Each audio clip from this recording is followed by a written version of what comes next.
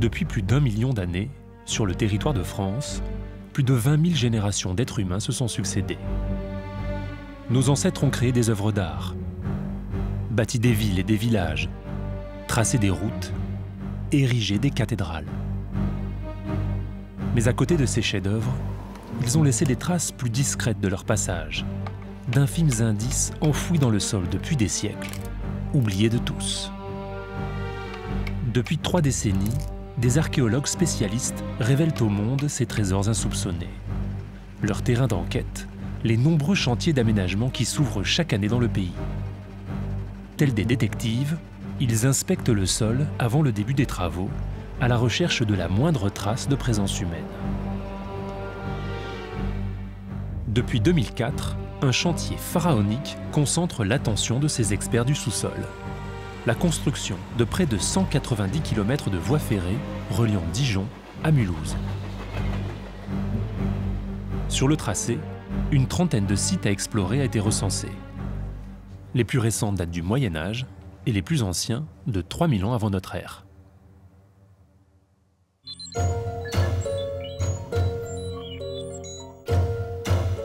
L'un d'eux se trouve à Collonges-les-Premières, à 30 km de Dijon. Ici, sous une mince couche de terre, l'archéologue en charge des fouilles a repéré des traces étranges. Plusieurs centaines de taches grises, éparpillées sur plus d'1 hectare.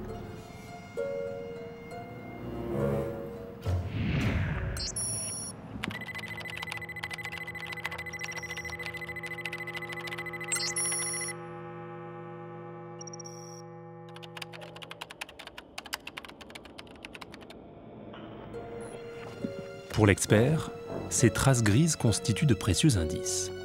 Elles sont la preuve qu'ici s'élevait autrefois un ensemble de bâtiments. On va trouver sur ce site en fait les fondations des constructions. Ces constructions étaient faites de bois. Donc ce qu'on va retrouver, c'est l'implantation en fait des poteaux porteurs du bâtiment dans le sol. On voit très bien le fantôme ici du poteau, donc cette tache vraiment très grise qui est ici, qui est signalée aussi dans la limite, est signalée par le trait de truelle. Des fantômes, des résidus de matière décomposée. Voici donc tout ce qu'il reste de poteaux du Moyen Âge dont le bois s'est putréfié au fil des siècles. Mais en creusant sous la surface, ces modestes empreintes révèlent bien des secrets. On est sur un site qui est relativement bien conservé parce qu'à chaque fois, on arrive à retrouver le poteau, savoir aussi comment il part du sol, savoir si on a un poteau qui part verticalement ou s'il part de travers, et s'il part de travers, vers quoi il va. Donc là, on peut commencer à comprendre ce qu'était l'architecture du bâtiment. Donc je vais te prendre 4 points. Okay. Pour redonner corps au bâtiment aujourd'hui disparu, Gilles Rollier fait réaliser un relevé en 3 dimensions des structures découvertes. Okay. Peu à peu, le plan du site se dessine. Donc là, on voit très bien à partir du plan qu'on a un énorme bâtiment qui est à ce niveau-là, qui montre qu'on n'est pas sur de l'habitat paysan, mais vraisemblablement sur une construction extrêmement lourde, importante, de grande dimension. Et avec ce bâtiment d'habitation, eh bien, on va avoir des bâtiments annexes. C'est par exemple des lieux de stockage, des granges. Donc on va essayer aussi de définir la fonction de ces constructions. Il y a un millénaire, se trouvait donc ici une demeure fastueuse, un vaste palais de plus de 800 mètres carrés. La découverte est exceptionnelle. Rares sont les bâtisses médiévales de cette envergure mises au jour dans la campagne française.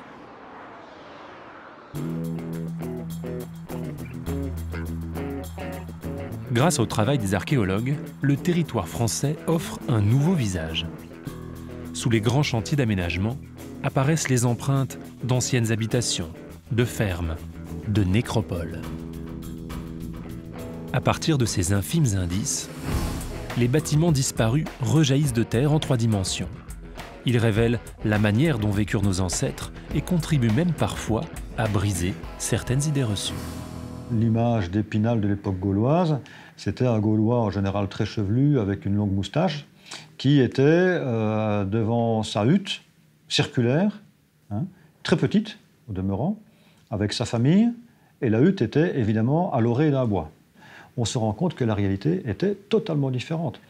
C'était des grandes maisons avec des zones réservées au couchage, des zones réservées aux activités familiales, des zones réservées aux activités artisanales, etc. Des maisons très bien construites, sur sablières, avec des murs en torchis, en pans de bois, et donc des habitations qui ne devaient pas être très différentes, fonctionnellement parlant, de celles qu'on a encore connues en France jusqu'au XVIIIe siècle, peut-être dans certaines régions. Mais les traces laissées par nos ancêtres ne concernent pas seulement les lieux qu'ils ont habités. À côté des maisons et des villages, ils ont également aménagé leur territoire pour en exploiter les ressources naturelles.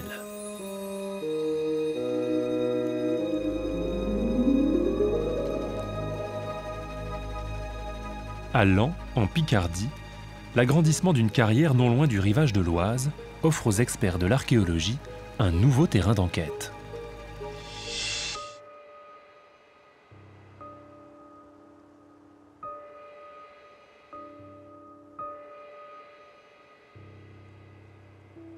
Un premier décapage du sol révèle la présence d'étranges morceaux de bois, des pieux datant pour les plus anciens du Moyen Âge. Les archéologues en recensent plusieurs milliers, amoncelés dans tous les sens, emprisonnés dans le sédiment.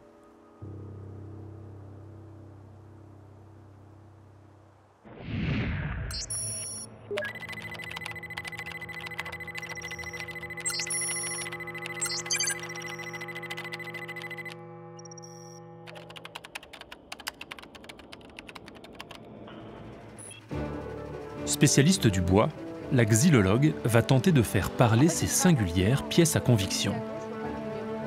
Anne Dietrich supervise d'abord les opérations d'extraction, car pour étudier les pieux, il faut les extraire de leur linceul de terre.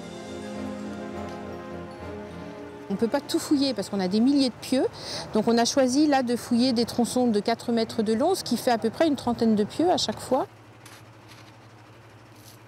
En fait, il y a des types de pieux différents. Il y a l'essence, le débitage, mais aussi les profondeurs à laquelle ils ont été enfoncés, la façon dont les pointes ont été taillées. Donc tout ça, à chaque fois, ça va faire des groupes et on va voir ce qui est parlant ou pas. Celui-là est nettement mieux travaillé que les autres. En fait, il y a 4 grands sifflets de chaque côté, et puis après, chaque arête a été recoupée. Et puis en plus, c'est bien fait, parce que la pointe est quand même bien centrée. La pointe, elle est comme ça. Pour comprendre l'usage que l'on faisait de ces pieux, Anne Dietrich va devoir étudier le bois qui les compose. Elle prélève des échantillons qui seront analysés en laboratoire. Mais déjà, les premières hypothèses s'échafaudent. On sait qu'on n'est pas dans de l'habitat, on est dans quelque chose qui est vraiment l'exploitation de la rivière, sans doute pour ou circuler dessus, ou la traverser, ou de la pêcherie.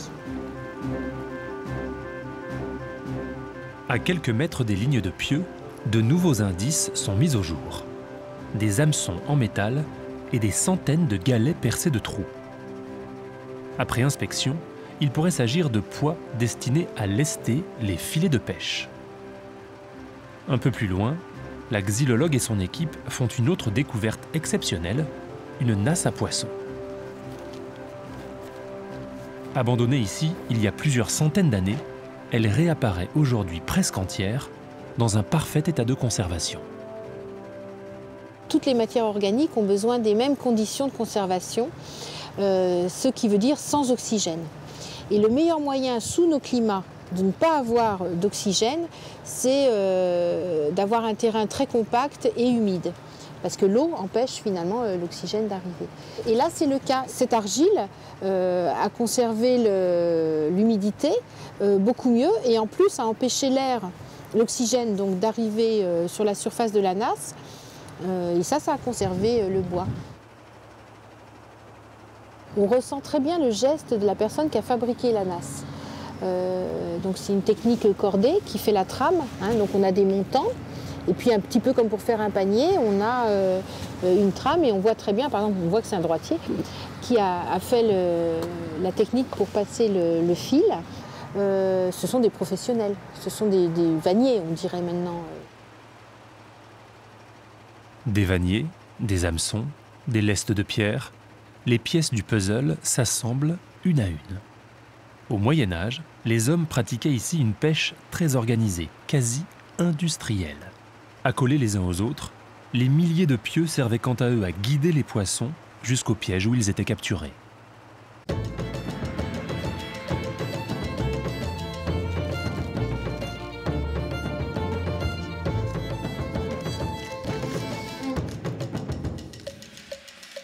Pour Anne Dietrich, l'enquête n'est pas terminée. Il faut désormais analyser minutieusement chaque échantillon de bois afin d'en déterminer l'essence et la provenance.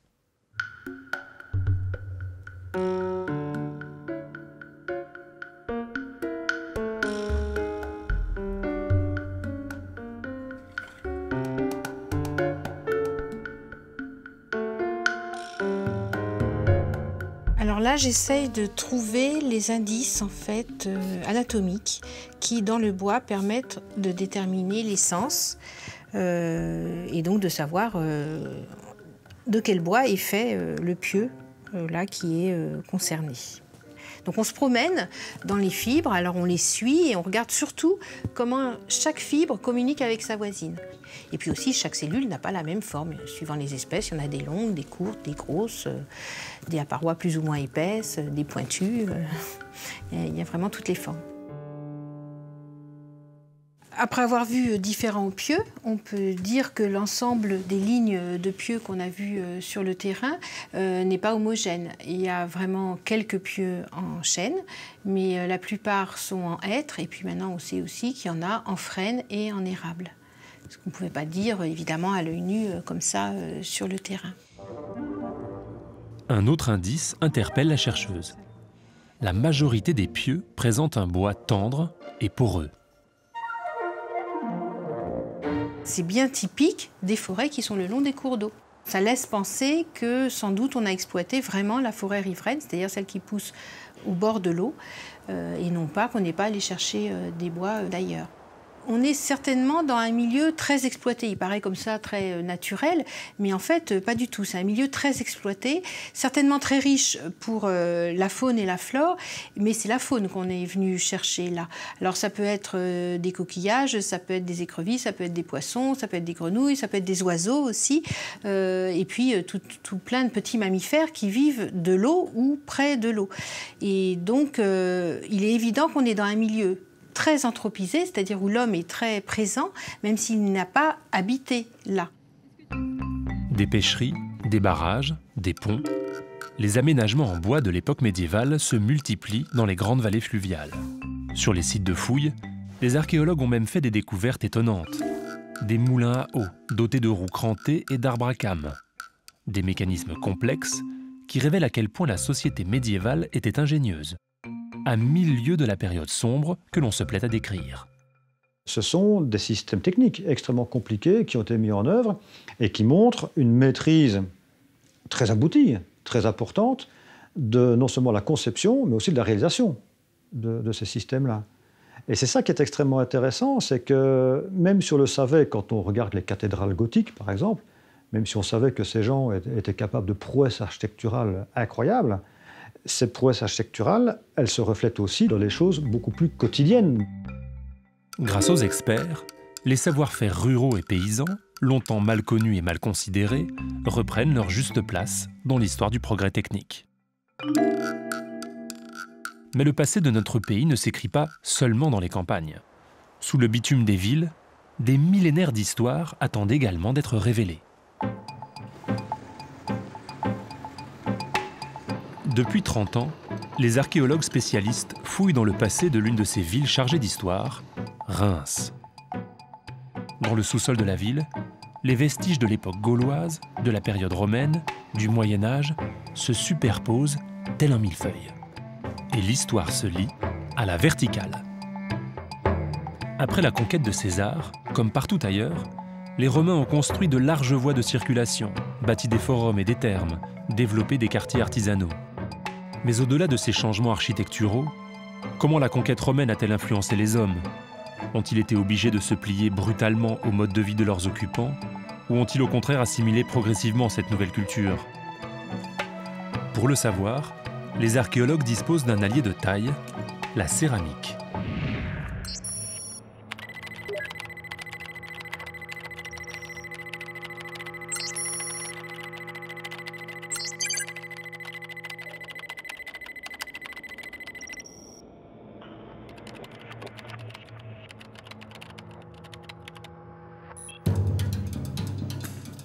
Utilisée depuis des millénaires pour transporter, stocker et cuire les aliments, la céramique est un indicateur sans égal de l'évolution des modes de vie.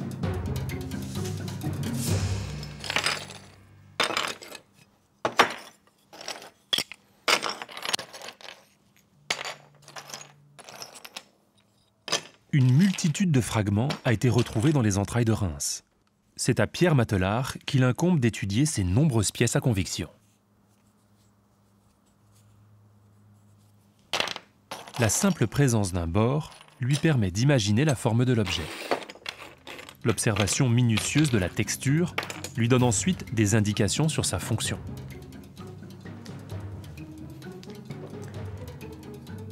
Sous l'objectif du microscope, la moindre inclusion, le moindre résidu alimentaire lui permettent de savoir s'il s'agit de vaisselle de table ou d'un récipient destiné à la cuisson. Doucement, les pièces des puzzles s'assemblent.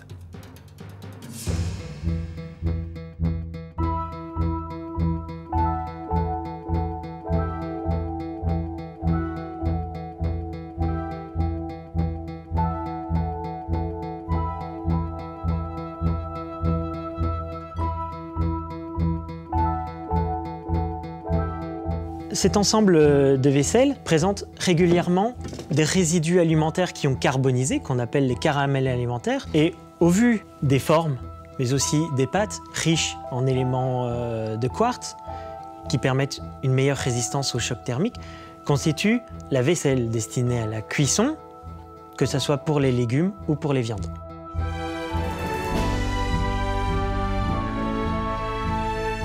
Des assiettes en céramique fine, des mortiers pour préparer les sauces, des casseroles pour faire bouillir la viande, des poêles pour la faire revenir dans l'huile. Au temps des Gaulois comme à l'époque romaine, les cuisines de Reims arboraient une vaisselle variée. Une vaisselle dans laquelle le céramologue parvient à lire l'histoire de la ville et de ses habitants. Au début de la période romaine, les habitants de Reims cherchent à acquérir de la vaisselle de table, c'est-à-dire des assiettes, des coupes, des bols et dans un second temps des mortiers, proches des mœurs alimentaires à la romaine, à la méditerranéenne. Par contre, en ce qui concerne la vaisselle à feu, la majeure partie des récipients sont des pots à cuire destinés à l'alimentation bouillie. On voit donc que la population se donne d'une vaisselle de table évoquant des mœurs romanisées, mais l'alimentation qui est mise dans ces assiettes n'a pas l'air de suivre. Dans les foyers de Reims, le mode de vie à la romaine se serait donc imposé progressivement. Après avoir adopté la vaisselle de leurs occupants, les Gaulois auraient mis près d'un siècle à remplacer la viande bouillie par les plats en sauce et la cuisine méditerranéenne.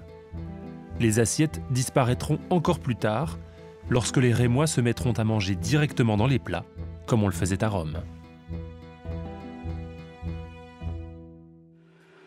À partir de simples fragments de vaisselle, le céramologue parvient ainsi à retracer en détail l'évolution des mœurs culinaires de nos ancêtres. Mais que mettait-il précisément dans ces récipients d'argile? Quels légumes, quelle viande mangeait-il? L'aménagement d'une zone d'activité dans l'ancien lit de la rivière offre aux enquêteurs de Reims l'opportunité de le savoir. Car c'est ici qu'à l'époque romaine, les gens venaient jeter leurs poubelles.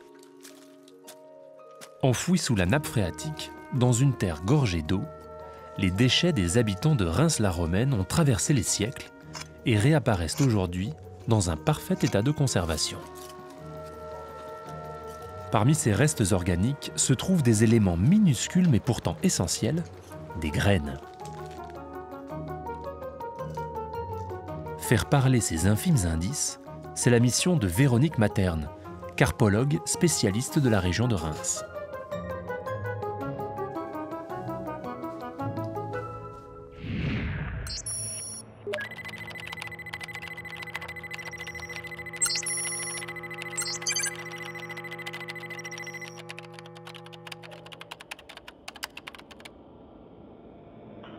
Donc je suis en train d'extraire les graines et les fruits qui proviennent de ces niveaux de boue et qui sont donc datés pour certains du 1er siècle après Jésus-Christ et pour d'autres des 2e et 3e siècles. Les graines sont à la fois très bien conservées et il y a une très grande diversité d'espèces. Donc dans un petit échantillon comme ça qui fait à peu près 1 ou 2 litres de sédiments, je peux avoir plusieurs centaines de types de graines différentes.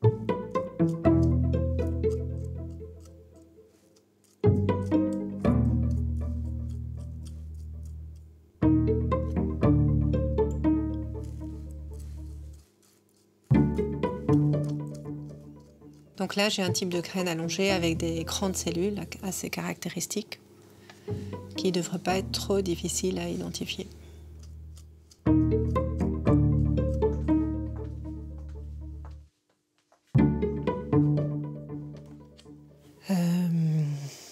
Oui, voilà. Donc là, on a ce type d'ornementation sur la face ventrale. Il faudrait que je voie l'autre face. Ah voilà, exactement. C'est tout à fait ça. Donc ça pourrait être cette espèce Verbena officinalis.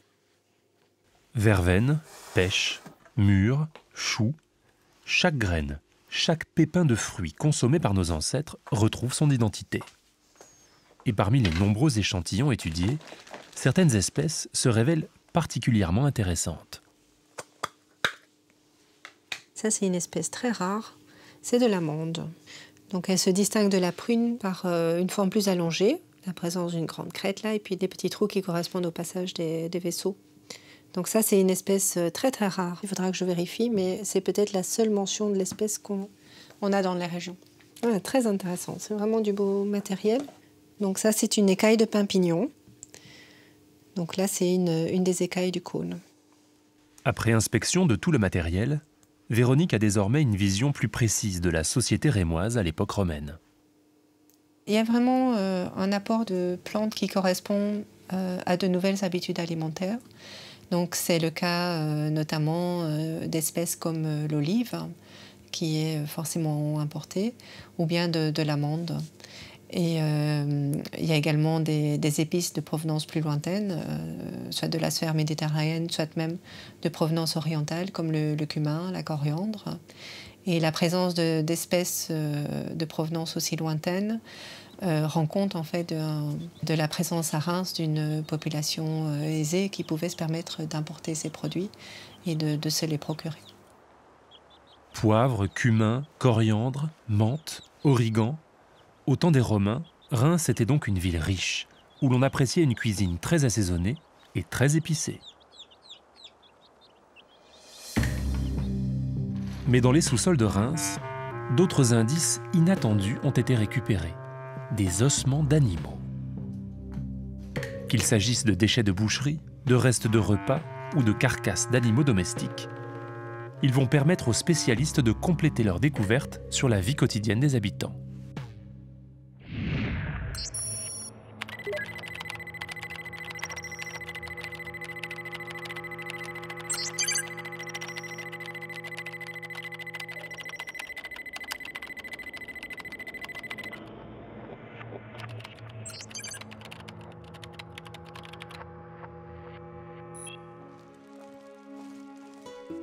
Les indices arrivent souvent très fragmentés, totalement mélangés, comme cet ensemble de petits os provenant d'une fouille en centre-ville et daté du XIe siècle. L'archéozoologue n'a dès lors pas le choix. Il doit inspecter les os un à un pour identifier les espèces auxquelles ils appartiennent.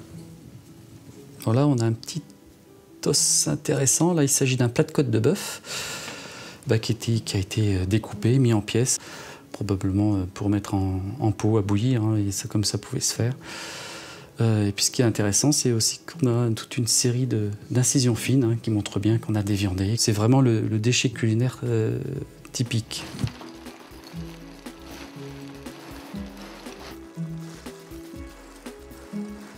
Là, je vois qu'il y a pas mal d'éléments de vertébraux, donc je vais sortir ça.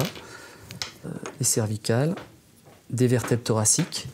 Bon, ici, ce sont des éléments de bassin de mouton, enfin de caprini, un mouton ou chèvre. Là, par exemple, c'est un os d'un bovin, hein, c'est quelque chose de très jeune, hein, il s'agit d'un veau. Du veau et du mouton, Voilà donc ce qui composait le régime carné des habitants au XIe siècle. Cette viande semble plus proche d'une alimentation seigneuriale que d'une simple table de citadin. Pour en savoir plus, l'archéozoologue s'intéresse à des pièces beaucoup plus petites, récupérées après tamisage du sédiment.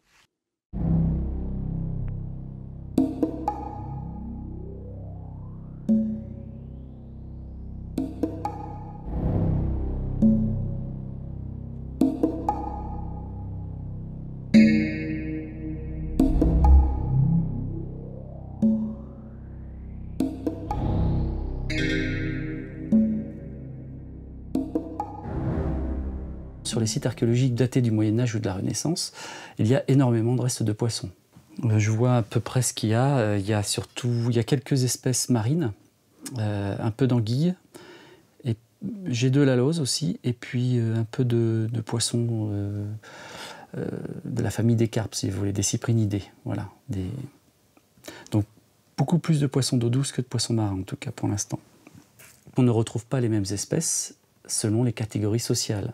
Du poisson marin, ça ne se retrouve pas partout. On ne va pas retrouver ça dans les bas quartiers de Reims. On retrouvera ça plutôt dans des milieux socialement élevés, si vous voulez. Donc certaines espèces, en tout cas le poisson marin, peut être considéré comme un marqueur social.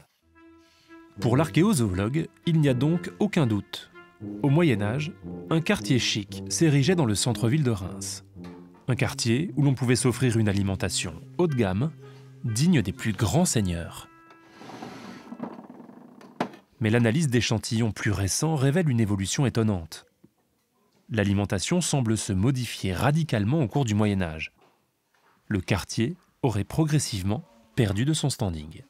On peut voir l'évolution du régime carné par rapport aux eaux en 3 points. Au tout début, au XIIe siècle, un régime carné qui correspond à une population privilégiée qui mange essentiellement du porc, de la sauvagine et une diversité de poissons assez large, notamment avec de l'esturgeon. Ensuite, au XIIIe et XIVe siècle, une nourriture de gens d'un niveau social moindre, qui se base essentiellement sur du bœuf de réforme, donc de la vieille carne, si vous voulez, avec un panel d'espèces très peu large, finalement une nourriture monolithique qui tourne autour du bœuf et du hareng.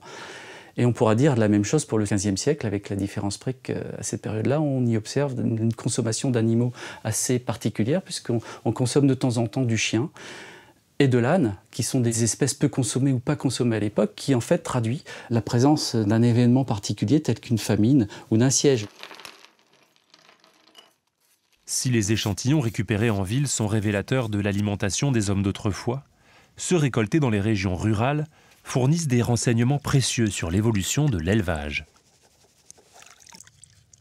Les études archéozoologiques qui sont faites sur les sites de ces époques-là, romains, médiévales aussi évidemment, permettent d'avoir une image très précise de ce qu'était à Cochon gaulois, de ce qu'était à Port médiéval, de ce qu'était à Bœuf néolithique, etc., etc. Et en étudiant ces différentes espèces animales élevées par les hommes à ces différentes époques, l'archéozoologue dresse un panorama de l'évolution de ces espèces animales, quasiment conçues par l'homme, en tout cas sur la pression de l'élevage. Progressivement, nous comprenons ainsi quel genre de paysans étaient nos ancêtres. Au gré des découvertes et des interprétations des chercheurs, notre vision du monde rural se précise. Une vision parfois très différente de celle décrite dans les livres. La Gaule, telle qu'elle existait à l'époque de la conquête par les Romains, par Rome, était, par exemple pour le nord de la France, une Gaule extrêmement cultivée, qui devait ressembler peu ou prou au paysage qu'on retrouve maintenant sur la Picardie et le Nord-Pas-de-Calais et la Champagne-Ardenne, par exemple, c'est-à-dire avec des très grandes zones cultivées, parsemées d'établissements agricoles, dont les cultures rayonnaient autour de cet établissement agricole, et qui laissaient très peu de place à des bosquets, à des petites forêts ou à des bois.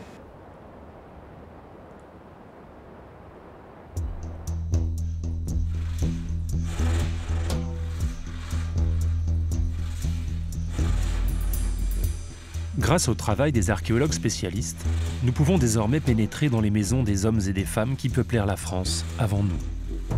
Nous pouvons connaître leur métier, leur niveau de vie, leurs habitudes.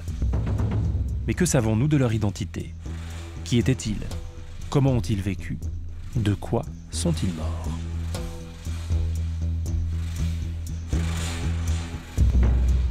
En enquêtant dans leur dernière demeure, les experts vont pouvoir accéder à leur intimité.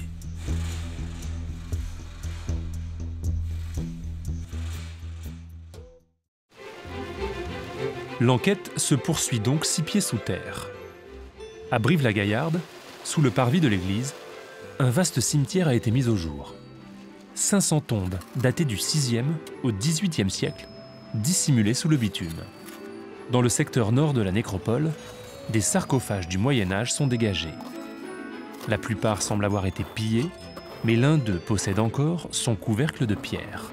Plus de 1000 ans après qu'il ait été scellé, les archéologues vont avoir la primeur de son ouverture.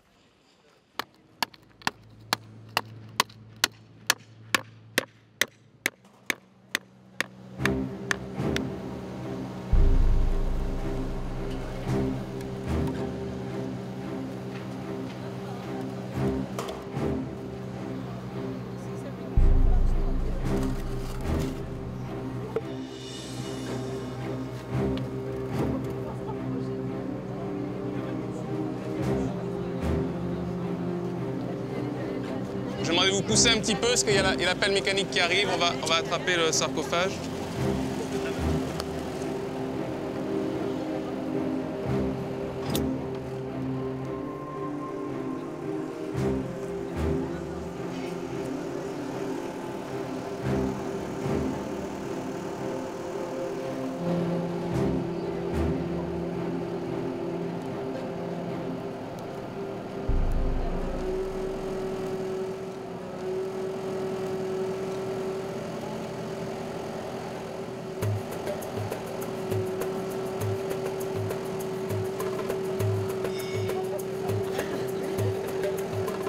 À l'intérieur du sarcophage, les chercheurs découvrent un squelette très bien conservé. Inhumé ici au Xe siècle, le défunt a traversé les âges, presque à l'abri des dommages du temps. Avec la fleur, ah, il est vraiment super. Il était bien scellé. Il est pas mal, hein? C'est chouette.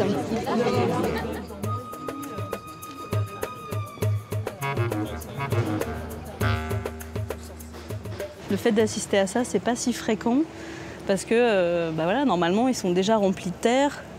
On n'a pas ce rapport où c'est directement, bah voilà, on tombe directement sur le squelette. Là, c'est comme si voilà, on ouvre, comme si on ouvrait le cercueil en fait. Ça, on tombe directement dessus.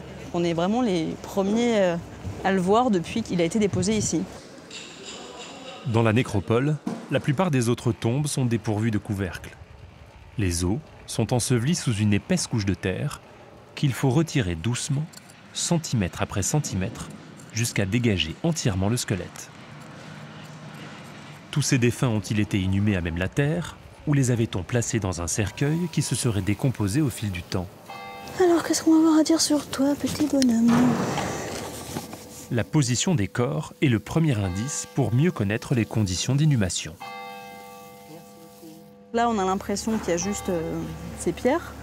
Sauf que le squelette me montre en fait qu'il y a un espace vide. Le corps a de la place pour se décomposer, les os peuvent bouger. Par exemple, là, les coxos vont se mettre à plat, donc les coxos, les os du bassin, se mettent à plat. Au niveau du crâne, c'est un peu plus complexe, mais on voit que le crâne a un peu basculé vers l'arrière, que la mandibule a chuté. Donc pareil, il a de la place, donc il chute. Pareil, les tibias peuvent avoir une rotation. Voilà. S'il y a un espace vide, c'est qu'il y a quelque chose au-dessus, donc il est enterré avec ses pierres. Il y a la planche au-dessus de lui.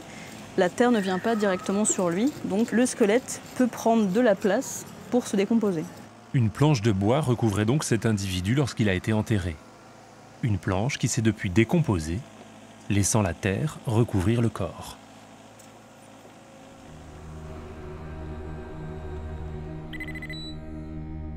Sur toute la surface de la nécropole, les chercheurs photographient en détail la position de chaque squelette, l'organisation des sépultures les unes par rapport aux autres, mais aussi l'ensemble des objets enterrés avec les individus. À travers cette architecture funéraire, c'est le destin de tout un peuple qui se devine.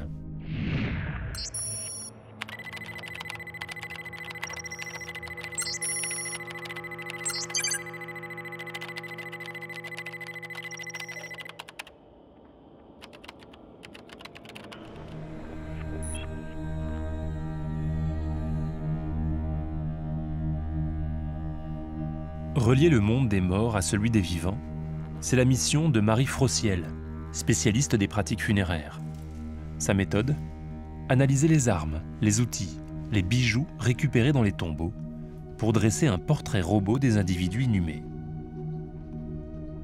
Les tombes d'une autre nécropole du Moyen-Âge viennent de lui livrer leurs secrets.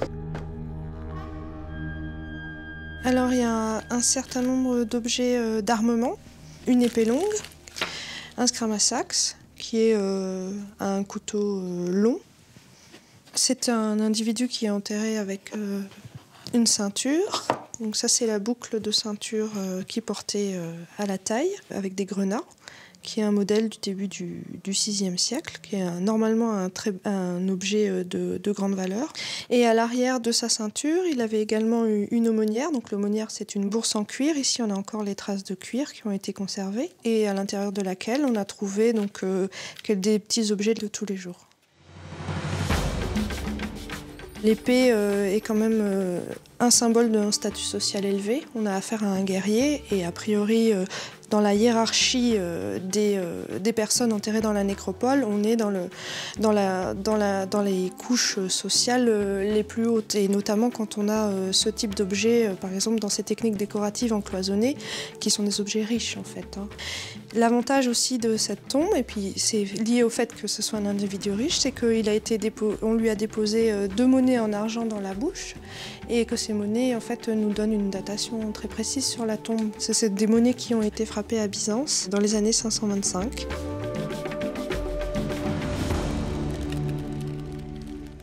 L'étude des objets funéraires permet donc de déterminer le statut social des individus enterrés. Mais elle permet aussi de connaître leurs croyances religieuses et même de révéler l'évolution des rites. À l'époque gauloise, à partir du 2e, 3e siècle, jusqu'au 2e, 3e siècle après, la pratique générale, même s'il y a toujours des exceptions, mais la pratique générale, c'est l'incinération. On brûle le cadavre, on brûle le corps.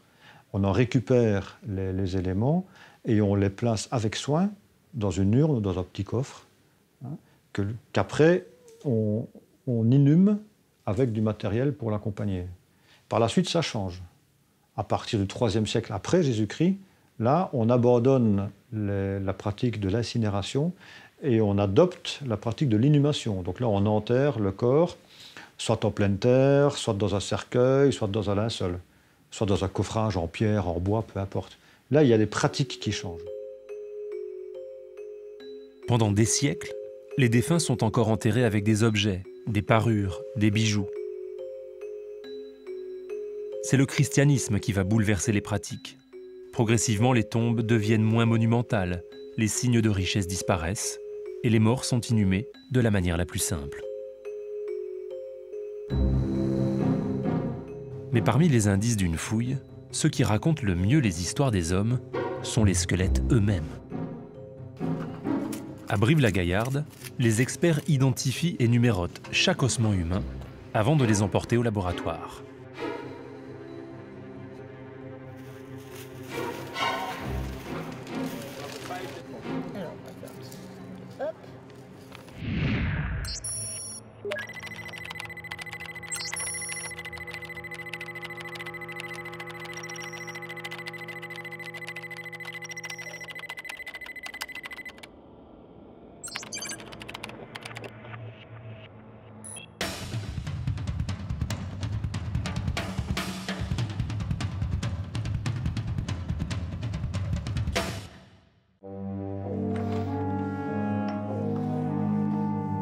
Arnaud Lefebvre, l'anthropologue, passe en revue l'un après l'autre les squelettes de la nécropole. Son objectif ? Dresser un profil précis de chaque individu enterré. On voit par exemple ici au niveau du bassin que la crête iliaque, donc la crête iliaque c'est cette partie-ci, la partie supérieure du coxale, qui vient se souder plus tardivement. Hein. Au début, l'os coxal est en plusieurs parties, et un des derniers éléments qui vient se souder au niveau de l'os, c'est cette crête. Alors la crête qui est matérialisée ici par ce petit ressaut, et ici on se rend compte que bon, la fusion est quasiment achevée, mais on a encore une toute petite ligne, donc c'est un individu qui ne sera pas un adulte mature, c'est-à-dire que cet individu, à partir de là, on peut se dire qu'il est plutôt entre 20, 25 ans ou 25, 30 ans. La mesure du bassin, plus large chez les femmes que chez les hommes, permet ensuite aux chercheurs de déterminer le sexe du défunt. Cet individu, mort avant d'avoir atteint la trentaine, était un homme. Autant d'hommes que de femmes et de tous les âges, voilà ce que renferme la nécropole. Il s'agirait donc sans doute d'un très classique cimetière paroissial. Mais de quoi ces gens sont-ils morts? Et dans quelles conditions ont-ils vécu? Pour le savoir, l'anthropologue observe minutieusement l'état de chaque os. La colonne vertébrale d'un des individus attire tout particulièrement son attention. Un bloc vertébral normal, ça se présente de cette manière. Hein, on a les courbures naturelles de la colonne vertébrale, du squelette, mais ici, vous avez la colonne vertébrale qui formait une sorte de point d'interrogation. C'est-à-dire que tous les corps vertébraux qui sont ici ont fondu, se sont soudés, se sont fusionnés. Donc, là, on a une pathologie qui est une pathologie handicapante pour l'individu. On sait que dans ce cas de figure, la personne était une jeune femme qui devait avoir entre 25 et 30 ans justement au moment du décès et qui était vraiment handicapée puisque elle était ce qu'on va appeler bossue avec le visage qui était pas proche du sol, mais enfin qui était quand même au niveau du bassin, quoi. À quoi est due cette déformation?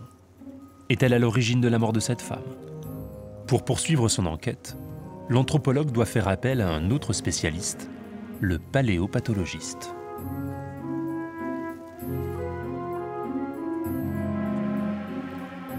Le paléopathologiste, c'est le médecin des morts. Son rôle? Établir pour les individus exhumés ce que l'on appelle un diagnostic rétrospectif.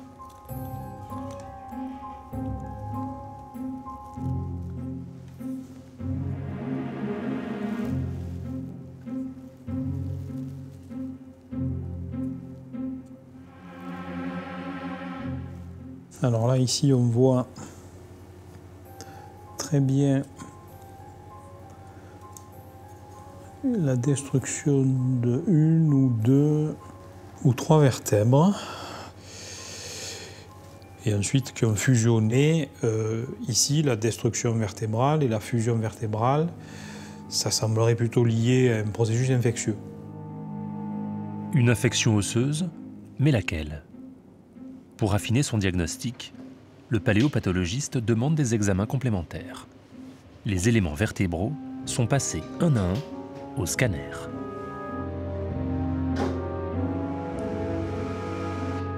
Grâce aux clichés obtenus, toute la colonne vertébrale de la défunte peut être reconstituée virtuellement en 3 dimensions. Il est alors possible d'observer l'intérieur de la colonne et notamment le canal de la moelle épinière. 1, 2, 3, 4, 5, au moins 5. Ah oui, il y a 5 vertèbres fusionnées, ce qui est assez difficile à voir sur la morphologie simple. Donc là, on a vraiment... Ouais, c'est très beau. Hein. On a une très forte angulation et finalement, relativement peu de conséquences sur le canal, sur le diamètre du canal, qui est un peu rétréci, mais pas autant que ça. Là, on a l'impression qu'il y a eu une paraplégie. Et là, on ne dirait pas. On ne dirait pas. Donc, il y a eu une adaptation qui fait que cette malheureuse devait continuer à marcher. Mais quelle maladie a pu déformer à ce point la colonne vertébrale de cette femme? L'imagerie médicale va permettre au médecin de poser son diagnostic. C'est parfaitement lisse, on ne voit plus du tout le disque intervertébral. Donc il y a eu vraiment quelque chose qui s'est passé sur le long terme. Hein. Là, ça fait assez tuberculose, ça. Hein. Ça fait assez tuberculose. La tuberculose, une pathologie bactérienne très contagieuse, pouvant atteindre les os comme les poumons, et contre laquelle il n'existait aucun remède au Moyen-Âge. Voilà donc ce qui aurait déformé la colonne vertébrale de cette femme, et sans doute ce qui l'a tuée. Définir la cause de la mort de nos ancêtres inhumés est une étape essentielle pour percer les secrets des nécropoles. C'est ainsi que le paléopathologiste va différencier un cimetière classique d'un charnier de guerre ou d'une fosse commune creusée à la suite d'une épidémie. C'est ainsi également qu'il va identifier les maladies dominantes de chaque époque, de la tuberculose à la variole, du choléra à la peste. Grâce à son expertise, le spécialiste des pathologies anciennes va ainsi lever un coin du voile sur l'environnement, l'alimentation et l'hygiène des hommes et des femmes d'autrefois. Une fois encore, certaines idées reçues sont alors mises à mal. Les hommes de Néandertal n'étaient par exemple pas plus violents et guerriers que nous. Ils n'avaient pas non plus de cholestérol ou de carie et ne connaissaient pas les grandes épidémies. Ils souffraient en revanche déjà d'arthrose et vivaient rarement plus de 30 ans.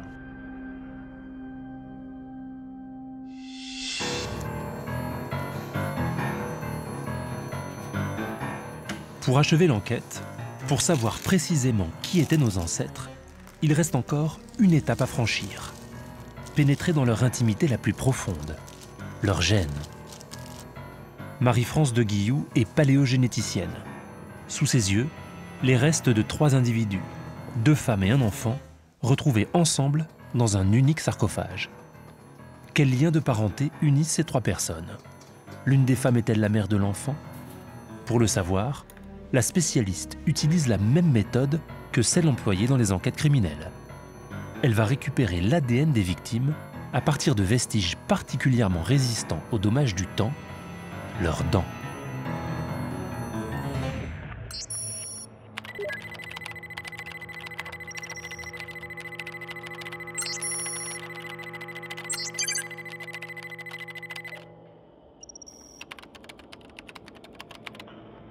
Nous espérons aussi qu'à l'intérieur de la dent, l'ADN soit plus protégé des contaminations.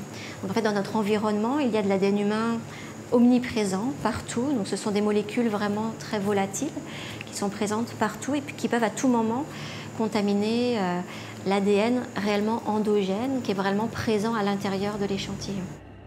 La méthode d'extraction se décompose en plusieurs étapes. La première, nettoyer la surface des dents sous les rayons UV pour ôter toute trace de contamination extérieure. Ensuite, emporter les dents dans une salle stérile. Elles sont alors réduites en poussière, puis dissoutes dans une solution qui va libérer le précieux ADN. L'étape finale consiste à séquencer l'ADN récupéré pour déterminer le code génétique de chaque individu. Entre les lignes apparaissent alors les liens de parenté qui unissaient les disparus. Nous avons analysé une séquence particulière, donc d'une région particulière de l'ADN qui est transmise de la mère vers ses enfants. Donc si ce nouveau-né était l'enfant d'une de ces femmes, il devait avoir la même séquence pour cette région donnée. Or, nous mettons en évidence qu'au niveau de cette séquence d'ADN, ce nouveau-né a des différences, présente des différences par rapport aux séquences que nous avons obtenues pour les 2 autres femmes du sarcophage. Donc nous pouvons conclure de façon inattendue sur le fait que ce nouveau-né n'est pas l'enfant d'une de ces 2 femmes. Avec la paléogénétique, les liens de parenté unissant nos ancêtres se dévoilent. Les familles, les villages, les communautés retrouvent ainsi progressivement leur identité.